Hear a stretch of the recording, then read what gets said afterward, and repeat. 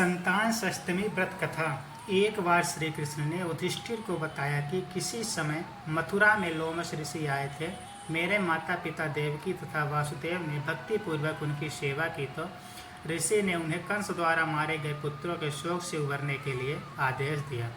हे देवकी, कंस ने तुम्हारे कई पुत्रों को पैदा होते ही मारकर तुम्हें पुत्र शोक दिया है। इस दुख से मुक्त होने के लिए तुम संतान षष्टमी का व्रत करो। राजा नहुष की रानी चंद्रमुखी ने भी यह व्रत किया था, तब उसके भी पुत्र नहीं मरे।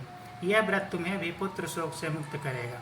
देवकी ने पूछा, हे देव, मुझे व्रत का पूरा विधि विधान बताने की कृपा करें ताकि मैं विधि पूर्वक व्रत संपन्न करूं। लोमश ऋषि ने उन्हें व्रत का पूजन विधान बताकर व्रत कथा भी बताई। नहुष अयोध्यापुरी का प्रतापी राजा था। उसकी पत्नी का नाम चंद्रमुखी था। उसके राज्य में ही विष्णुदत्त नामक एक ब्राह्मण रहता था। उसकी पत्नी का नाम रूपवती था।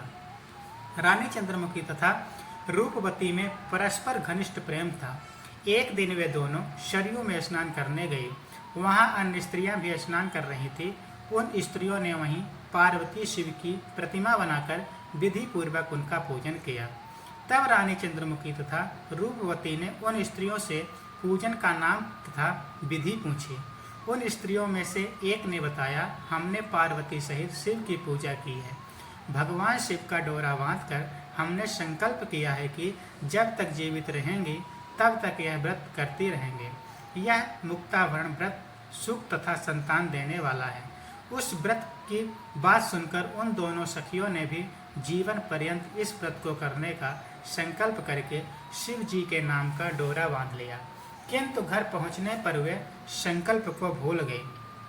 फलतः मृत्यु के पश्चात रानी वानरी तथा ब्राह्मणी मुर्गी की योनि में पैदा हुई।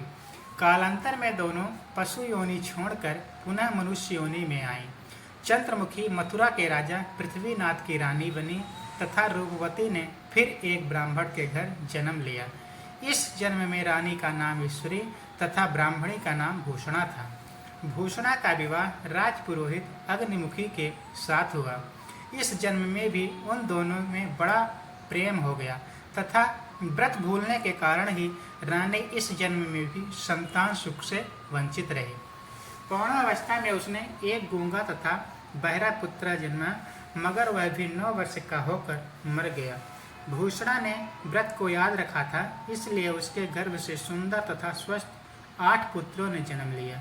रानी ईश्वरी के पुत्र शोक की संवेदना के लिए एक दिन भूषणा उससे मिलने गई।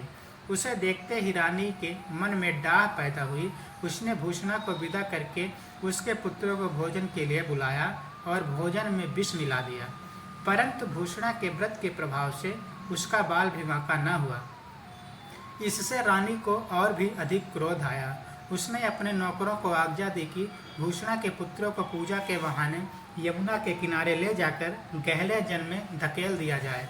किंतु भगवान शिव और माता पार्वती की कृपा से इस बार भी भूषणा के बालक व्रत के प्रभाव से बच गए।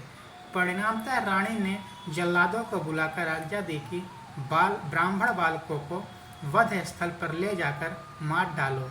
किंतु जल्लादों द्वारा बेहद प्रयास करने पर भी बालक न मर सके। यह समाचार सुनकर रानी को आश्चर्य हुआ।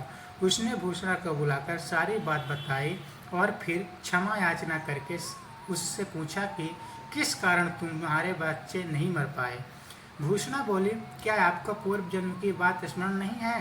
रानी ने आश्चर्य से कहा, नहीं, मुझे तो कुछ याद नहीं है। तब उसने कहा, सुनो, पूर्व जन्म में तुम राजा नहुष की रानी थी और मैं तुम्हारी सखी।